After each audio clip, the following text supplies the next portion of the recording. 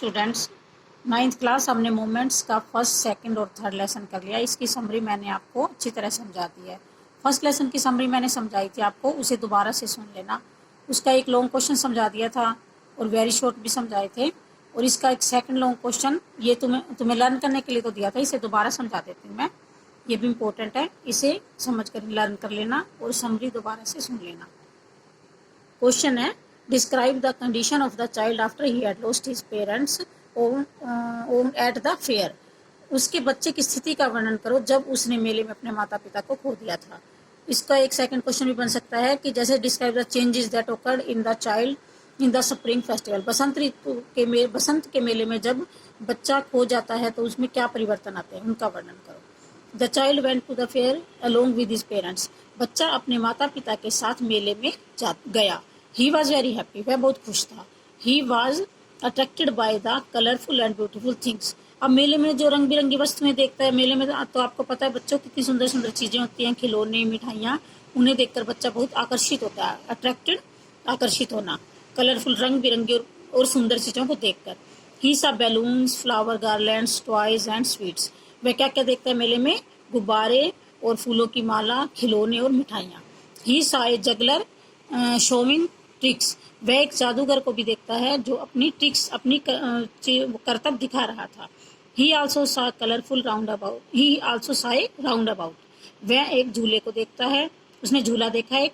But he was sad because his parents rejected all his demands. और जैसा कि summary में मैंने आपको बताया था कि उसके माता पिता उसकी सारी मांगों को ठुकरा देते हैं, रिजेक्ट कर देते हैं उसको, मतलब मना कर देते हैं कोई भी चीज लेने से।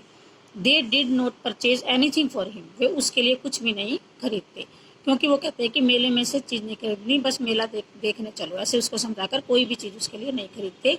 He could not enjoy the juggler tricks. और फिर क्या होता है, उसके पेरेंट्स उसे जादूगर की करतब भी देखने के लिए नहीं देते और हाथ पकड़कर आगे आगे ले जाते हैं। जैसा कि समरी में बताया गया कि वह उनके पीछे पीछे भागता रहता है, उसके पेरेंट्स उसे जल्दी जल्दी आगे ले जाते हैं। Then he wanted to have a ride on the roundabout. फिर वो एक झूला देखता है, जो झूला होता है ना ऊपर नीचे जाता है, राउंड अबाउट, उस झूले को देखता है तो वो क्या सोचता है, वह उस पर एक क्या लेना चाहता है, राइड, उस पर झूले पर झूलना चाहता है वो। He turn to ask his parents. और तब वह मुड़ता है ना अपने पेरेंट्स को से पूछने के लिए, मुड़ता है, टर्न मुड़ता है टू आस्क हिज पेरेंट्स, अपने माता पिता से पूछने के लिए। But he found them missing. फिर वह उन्हें खोया हुआ पाता है कि वह खो गए हैं, वो वहाँ पर नहीं थे उस जगह पर। He was separated from them. वह उनसे अलग हो चुका था, सेपरेटेड, अलग हो चुका था, फ्रॉम, उनसे, फ्रॉम मैंने से और देम मैंने उनसे, वह अपने माता पिता से अलग हो चुका था। Now a sudden change came in the child.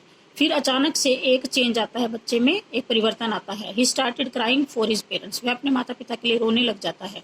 A kind man try to console him. एक दयालु आदमी उसे चुप कराने की कोशिश करता है। कंसोल मैंने उसे सांत्वना देना या चुप कराना, ट्राइड मैंने कोशिश करता है। But the child lost interest in everything. परंतु उस टाइम जब उससे मम्मी पापा खो जाते हैं तो हर एक चीज में अपना इंटरेस्ट, अपनी रुचि खो देता है, कुछ भी नहीं लेना चाहता और केवल रोता रहता है।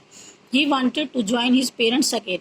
वह फिर से अपने माता पिता को पाना चाहता है। ही क्राइड, वह चिल्लाता है, वह कुछ भी, वो एक दयालु आदमी मुझसे पूछता है भाई तू बर्फी खाएगा, झूला लेगा, लेकिन तब उसे कोई भी चीज अच्छी नहीं लगती, वह केवल यही चिल्लाता है, I want my father, I want my mother. मुझे मेरी मम्मी चाहिए, मुझे मेरे पापा चाहिए।